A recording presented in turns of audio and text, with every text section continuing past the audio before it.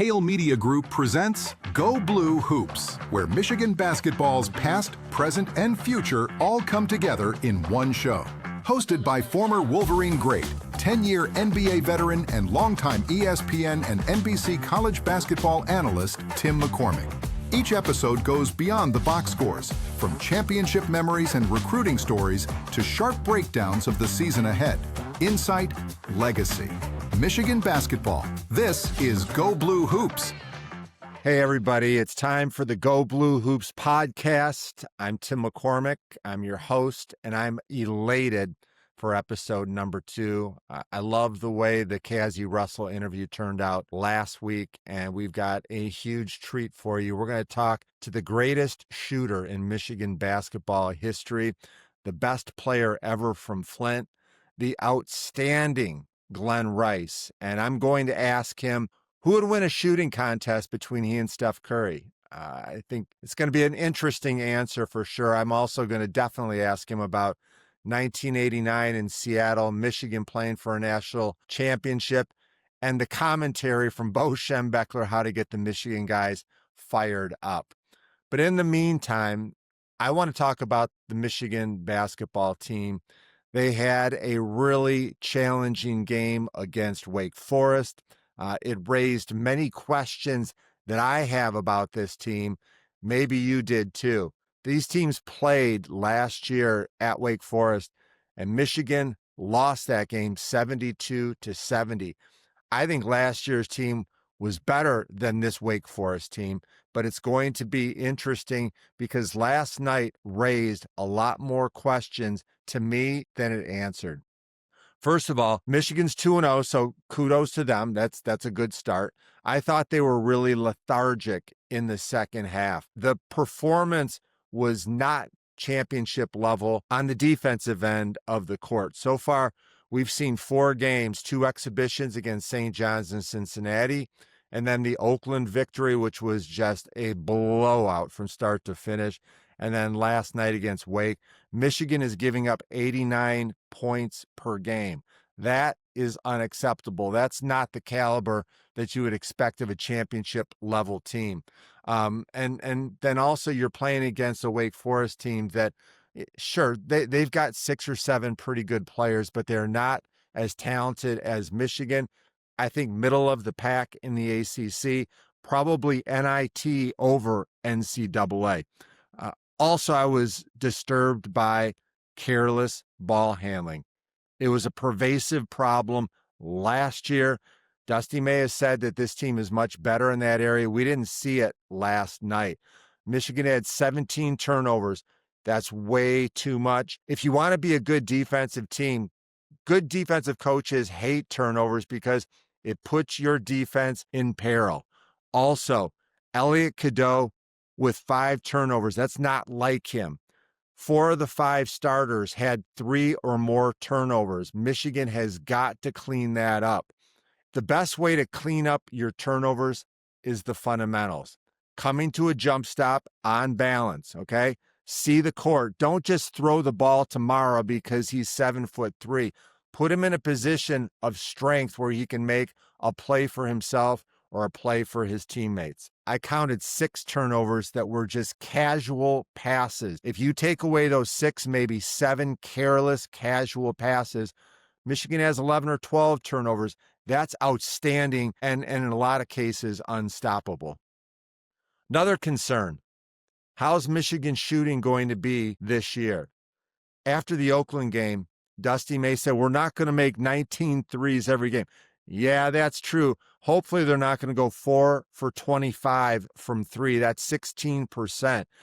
Michigan got good looks. They were wide open. And I thought that their footwork and their shooting mechanics were not up to par. Look, I love Namari Burnett shooting threes from 20 feet away, not 23 feet away. The key guys, Burnett and Yaxel Lendeborg, 1 for 9 from 3. Michigan's bench, 1 for 9 from 3. Guys, work on your fundamentals. You're wide open out there. Knock those shots down. Another key to watch. I love this topic. Spacing in college basketball is vitally important. If you're nailing threes, it creates space. Michigan started the game yesterday with their jumbo lineup, the biggest lineup in all of college basketball. Mara, Lendeborg, and Johnson average almost 6'10", and those three guys are not known as three-point shooters. What I saw from Wake Forest is they packed the lane.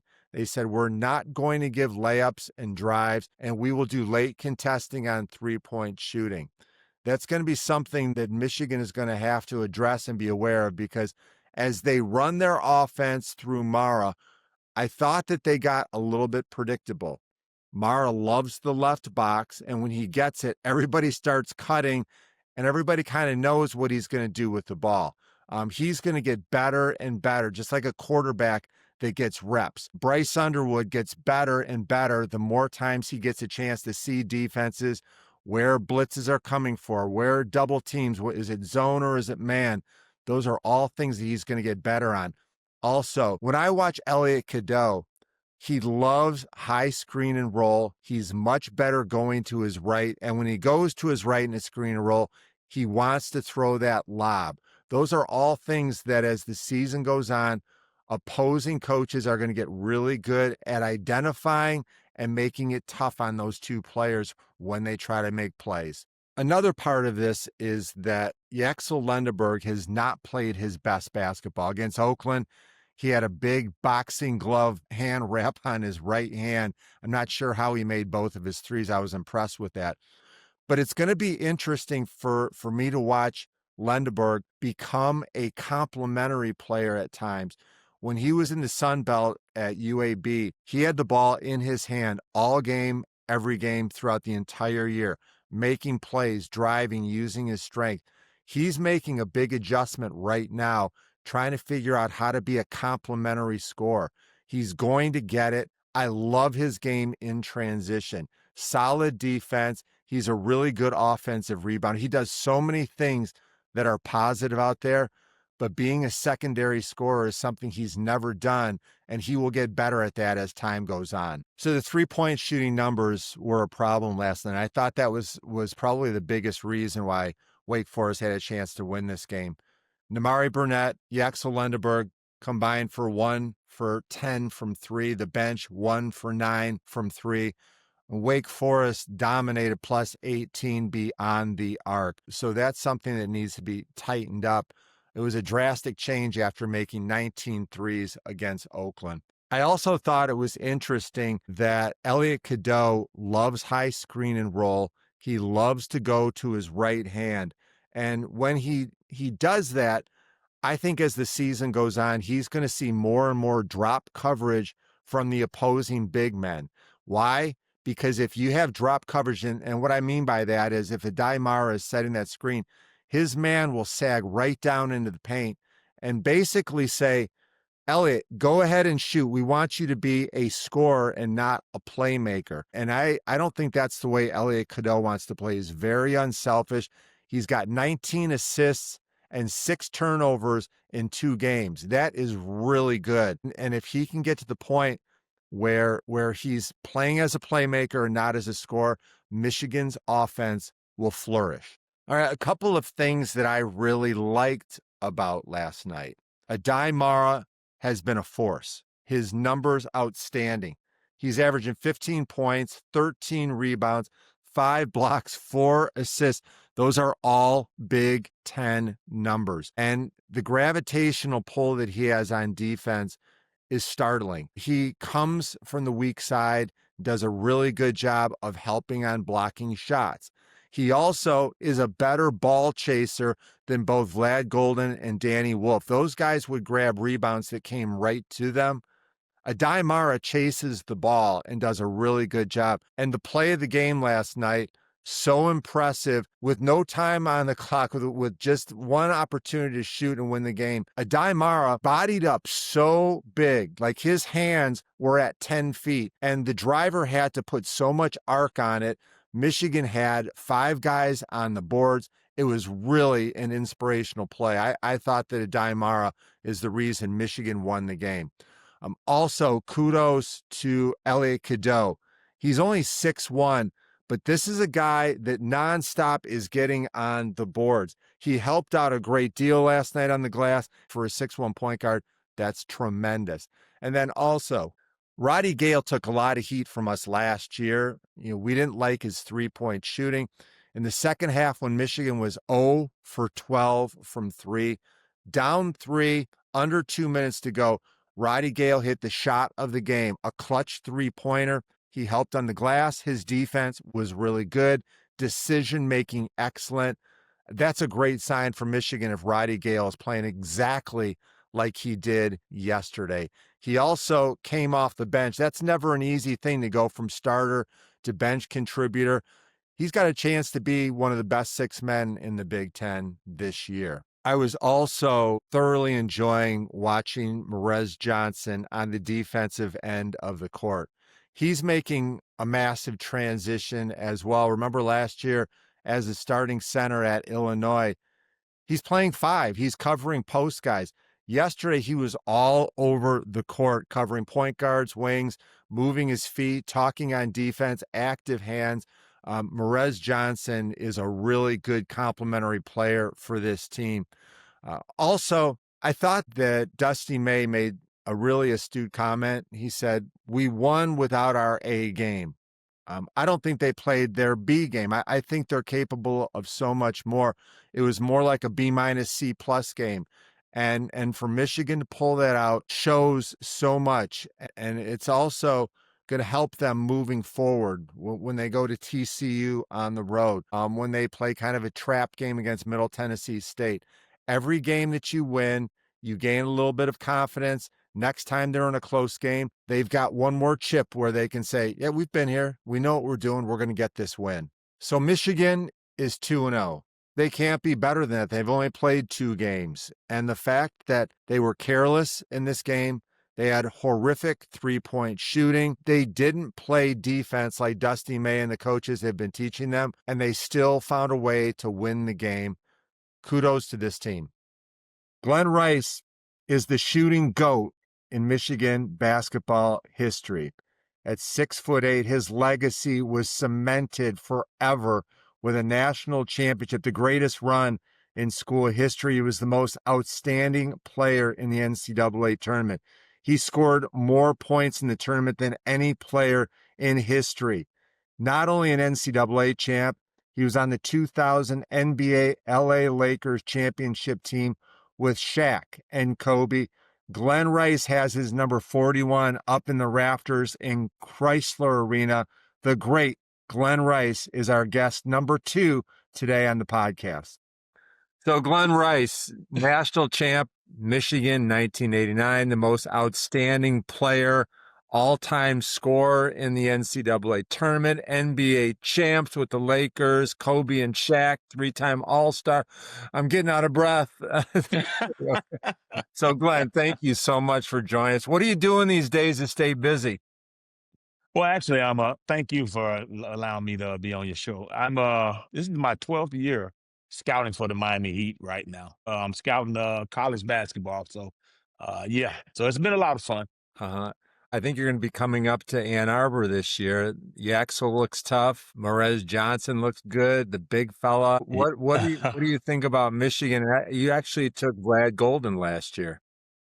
Yeah, we did. Actually, I did Michigan from highlights I've seen. I haven't had the opportunity to watch a complete game yet, but from the highlights I've seen, Dusty, I mean, wow, he got these guys playing some great basketball, which I'm super excited about. And I will get the opportunity to come up there and scout a little bit, which is going to be a big honor for me because it's always an honor to get back and be able to walk into Chrysler Arena and just share a lot of memories. But yeah, the big guy, we got him down here with the Miami Heat. And my first opportunity I got to a chance to see him was when he was at FAU.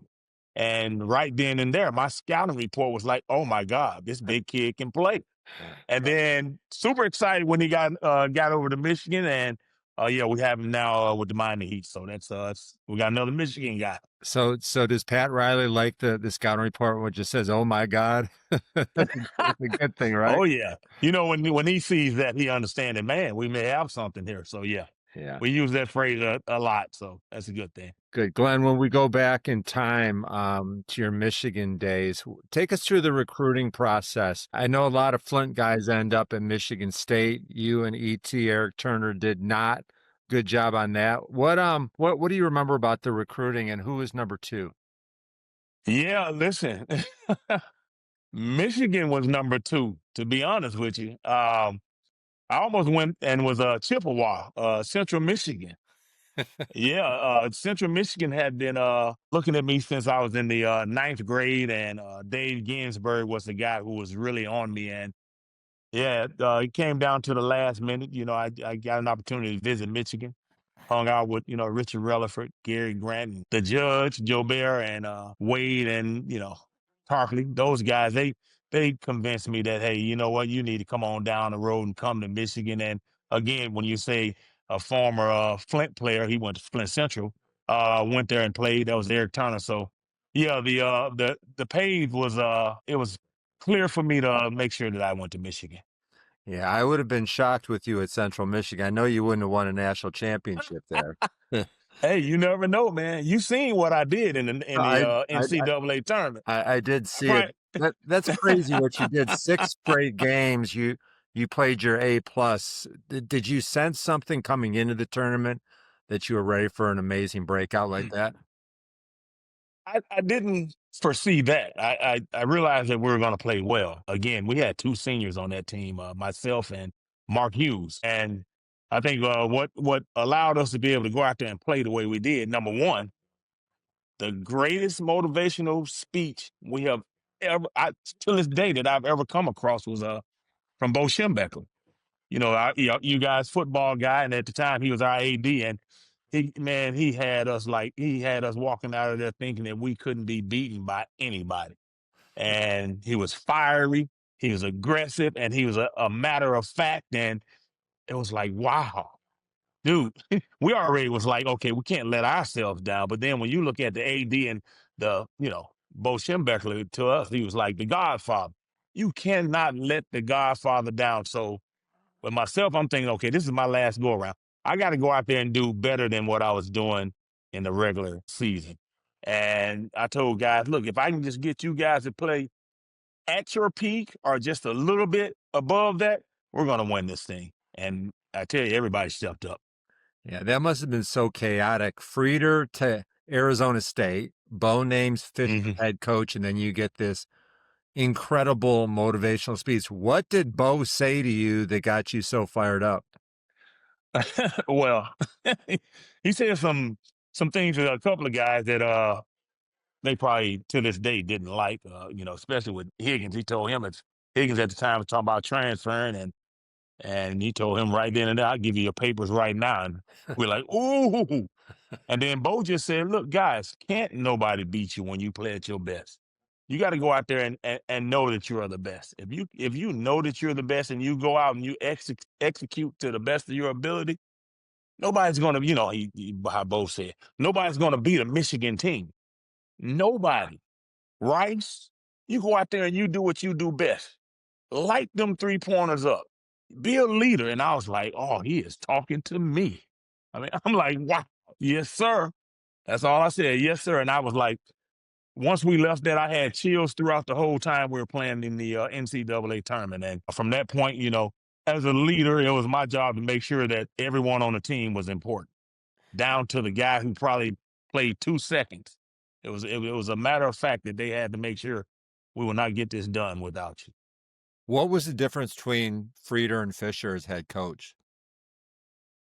There wasn't a lot of difference. I mean, when we had our practices, Fisher was always the more vocal guy in practice, just making sure that we went through the plays, talking on defense.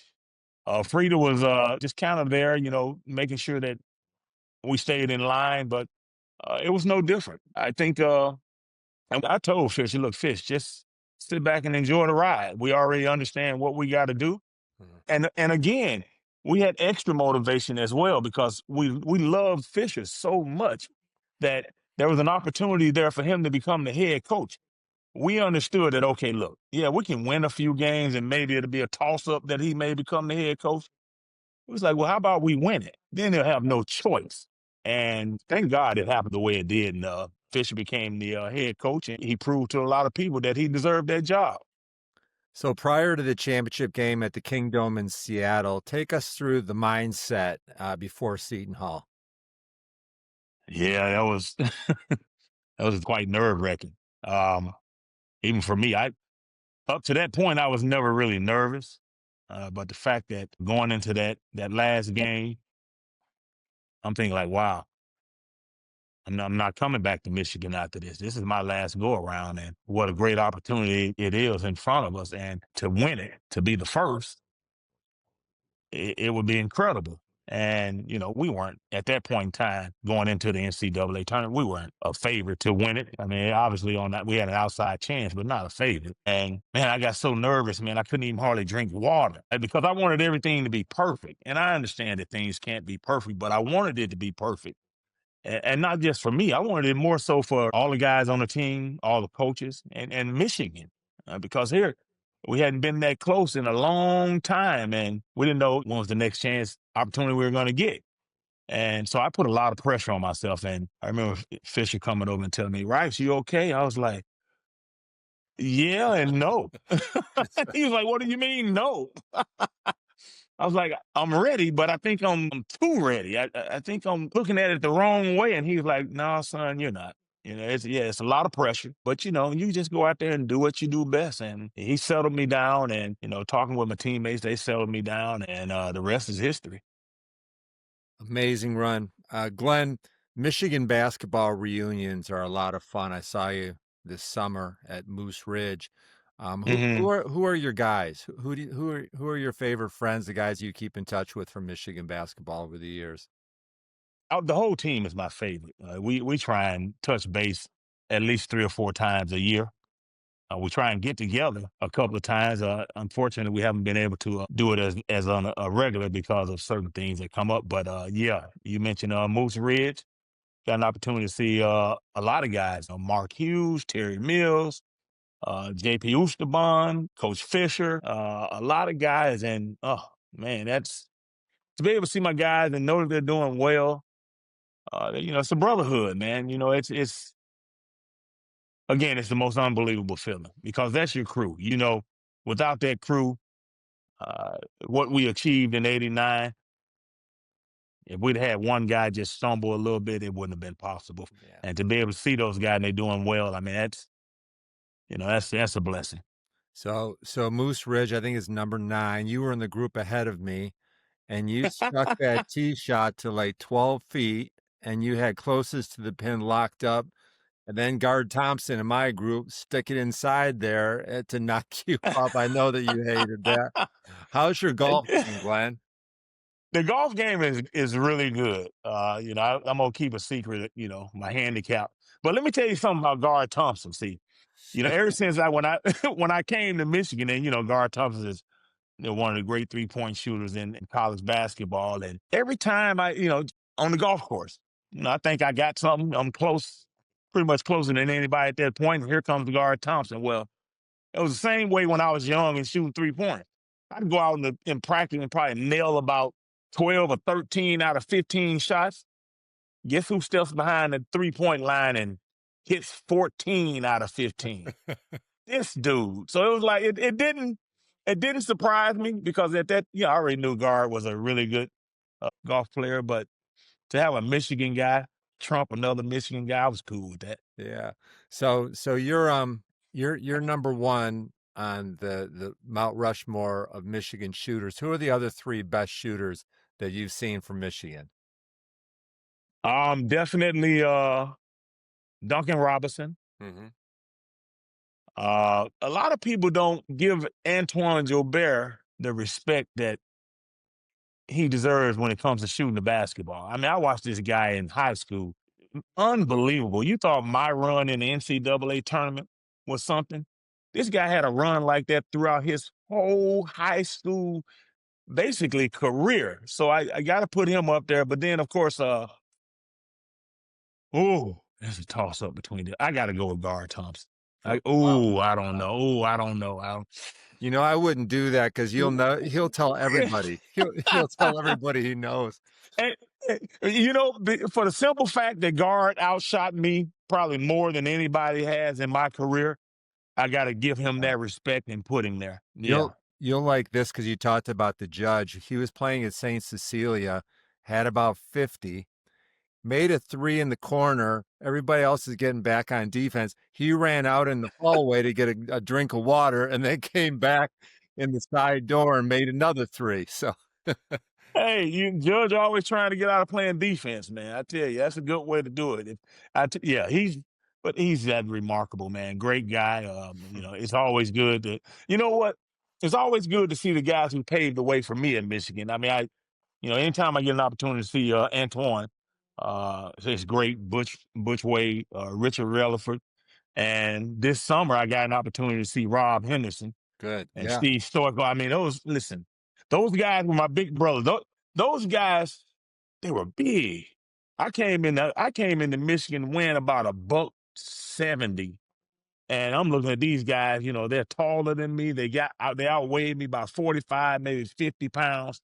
But they made me tough. They taught me how to rebound.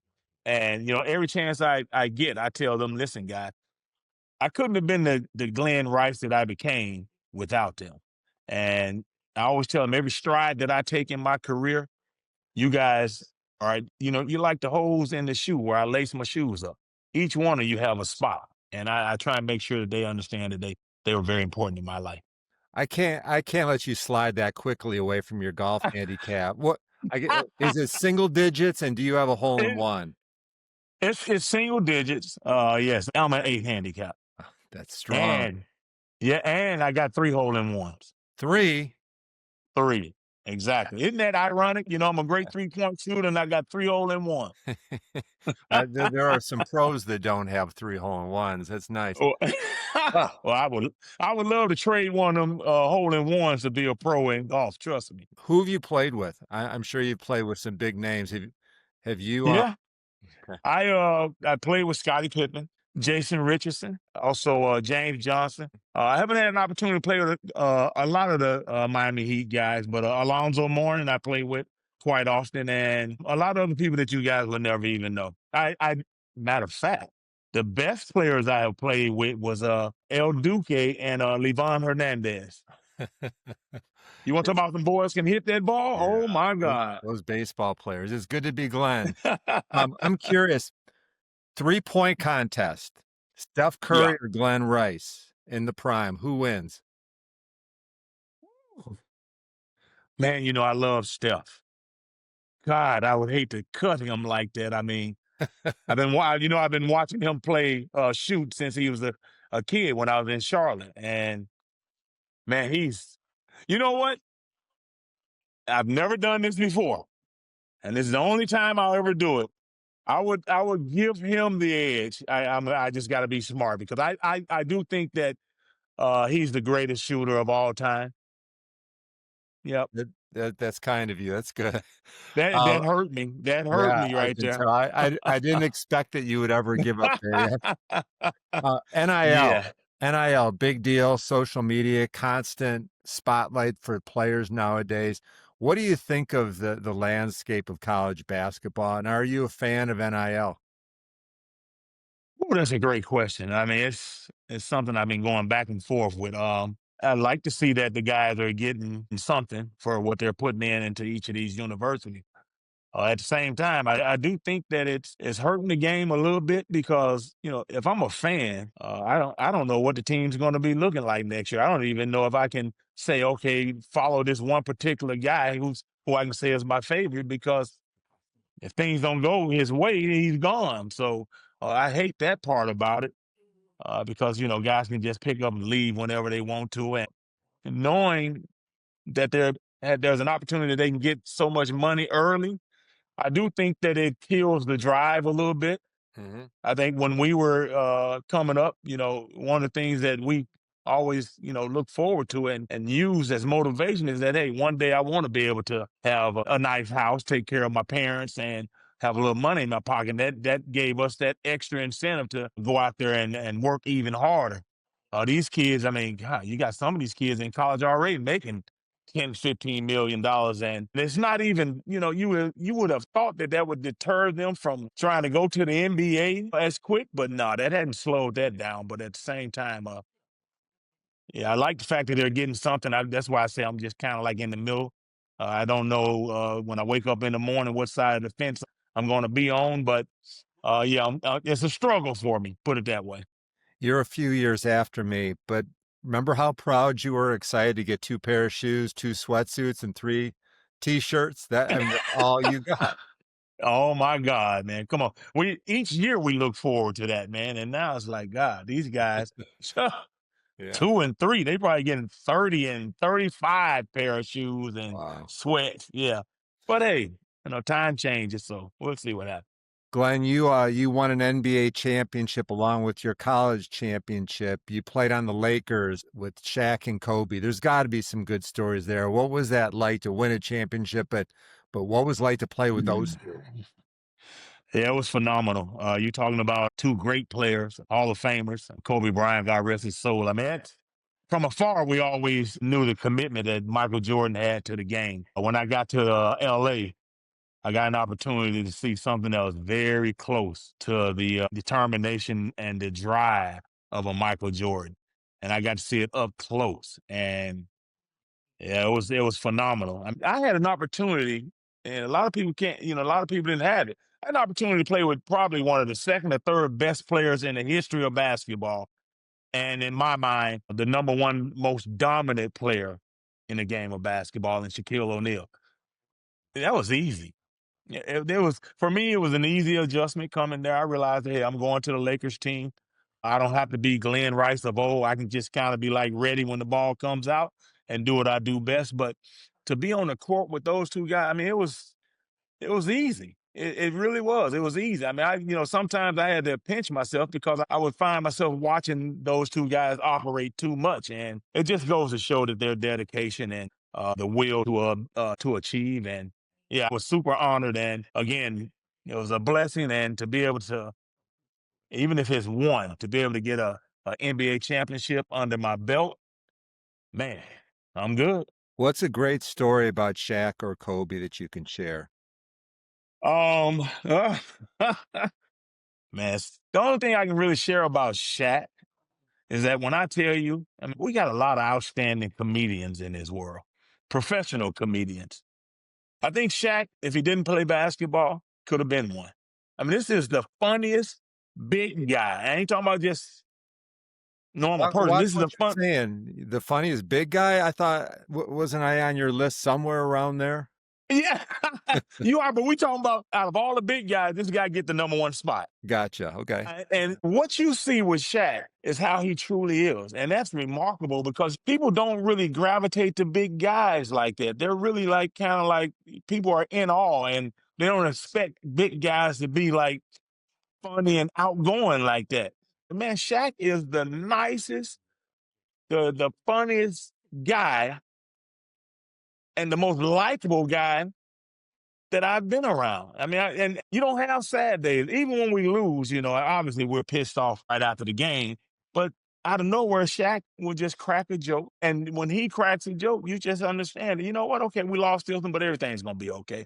And that's how he was. And, Kobe, you didn't really get a lot from Kobe other than the fact that you just had to sit back and admire how this kid came to work. He came to work before everybody else got to work.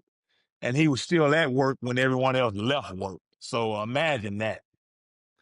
All right, Glenn, I want you to look back in Michigan basketball history. You've got to put together the best starting 5 of all time. You're the small forward. Oh, Who's your point guard, your 2, your 4, your 5? my point guard. Come on, man. I got to go with the player of the year and Trey. He getting ready to get his number retired too, correct? Yes, Trey Burke. absolutely. Yeah, that's my man. I'm sorry about that, Gary Grant, the general. Sorry about that. My 2 spot. Ooh, I may have to get a little dicey there. I might have to go Trey and at my 2 spot, maybe Ramil Robinson. Mm-hmm. I mean, I think he was so important that you just can't leave him off. Okay. Obviously, the number 3 spot would be me. Chris Webber, would be my number 5. And, oh, boy. My 4, I mean, I thought this guy was phenomenal. I got to put, I know a lot of people probably forgot about him, and God rest his soul, but I got to put Roy Tarpley in there. I mean, Yeah. that guy was special. I mean, when he went and played, nobody could stop him. I mean, this guy, he was athletic, could score, in the paint, mid-range. Probably could shoot threes if he decided to shoot them. But I think with that team right there, I don't think we can be beat. I agree with you. That's pretty strong. What's something about Glen Rice that people may not know? May not know. Oh, wow. That is a great question. To be honest, I mean, even though I crack jokes every once in a while, I don't like to boast about Glen Rice. Whenever you hear me speak, I'm always trying to talk about my teammates, the others who I thought were more important than me. I mean, I had an important role in my career. I've never been the one who was big on just talking about my individual accolades. I'm down to earth. I'm a country boy at heart. And you walk up to me, could be anybody, and when you leave that conversation, think, man, I think I just met my best friend. I That's the like type that of guy I am. you're like a country boy from Flint. Yeah, exactly. I'm I telling you, I I got. I thought you might say mixed martial arts. Listen, I try. I try not to let the cat out the bag too much, but yeah, it's funny that I had a lot of friends back when I was playing that was involved in mixed martial arts. When I retired, I just say I dib and dab just a little bit. I won't let too much out the bag. But I had my own promotional company. We was doing putting on shows for mixed martial arts. I was kind of like that guy who was saying, okay, you know what? I'm gonna be the guy that uh, give the guys who haven't been seen an opportunity, the ones who didn't make the big show, Mhm. an opportunity, so people can kind of come and let's see what this guy did on this show. So I was trying to be that avenue for those guys who didn't get to dance on the big stage, but at the same time had an opportunity to dance. So yeah, that was actually a phenomenal period in my life. It was after I retired and had really nothing to do, and I decided that let me put on another one of my hats and adventure over into the mixed martial arts scene. All right, we're in the home stretch. We're gonna do some quick hitters. All right, little Okay. fast break question and answer. I'm gonna give you some questions, and I need a 1 or 2 word answer. All right. Oh boy. Oh boy. All right. What did you study at Michigan? Communications, What was your hardest class? kinesiology. Biggest game and rival on your schedule. Who's your biggest rival? Uh, Individual player, or are you talking about a team? Team. Team. I would say Illinois. Really? Why? And I mean, when you go back in history and you look at that team, the most talented, most athletic, the most exciting, and in a lot of ways, one of the most intimidating teams that you will face. But at the same time, you just look forward to that challenge each year and each year out. Okay, I set you up because I said 1 or 2 word answers, and I asked you for one you couldn't give it that answer. I could. What any level, what's the most points you ever scored in a game 56, and that was on the NBA level. against who? Orlando Magic, Shaquille O'Neal, and Anthony Hardaway. Okay. What Nick, was your oh, and Nick Anderson, that part of that fight in Atlanta. He Yeah, got lit up. got torched. What was your favorite pregame meal?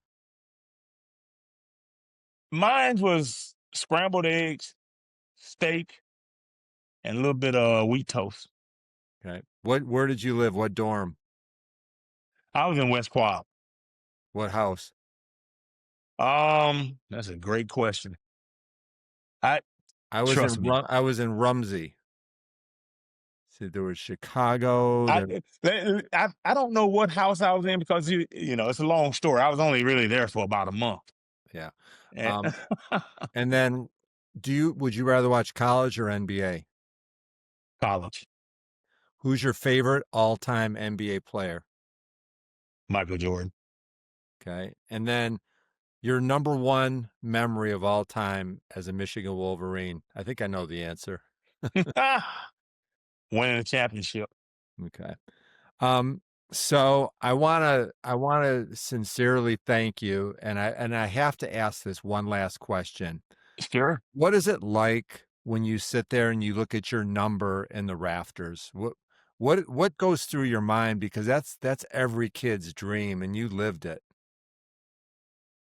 Yeah, it is. When I look up at my number up there, I love it. I really do.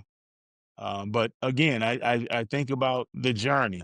I think about my brothers who helped me to achieve getting my jersey up there in the rafters because I couldn't have done it without those guys. So I really wish that I could take a Sharpie and write every one of them's name up there because they truly do belong up there with me. I mean, at this moment in time, it's the only national championship we have. And to say that it was all about Glenn, I would never let you get away with that. Yeah. I can't thank you enough, Glenn. You're a legend. I've got such great memories of playing against you in the Chrysler Arena before we went away to training camp. You know, the college Yeah. guys against the pros, and I just wish you the best of luck. You're a class act, and we're so proud of you. So thank you, and for everybody out there, Go Blue Hoops podcast. We're just starting out. This is number 2. To subscribe, go to @Hail Media Group, HAIL, Hail Media Group. Thanks, Glenn. Thank you. Go blue, baby. Go Blue. So that'll do it for week number 2 of the Go Blue Hoops podcast. Love Glen Rice. What a legend. What a hero. And then the next one is going to be just as good, maybe even better. We'll have plenty of basketball to break down. Michigan versus TCU, Michigan versus Middle Tennessee State, and an interview with the general, Gary Grant. And I'm going to make the argument why I think his number should be up in the rafters. If you get a chance, go to @Hail Media Group, like us, subscribe to us, tell friends about us, and leave comments. We'd love to be able to have you as a part of this podcast. If you like this kind of content, please like, share, follow, and subscribe. And as always, go blue.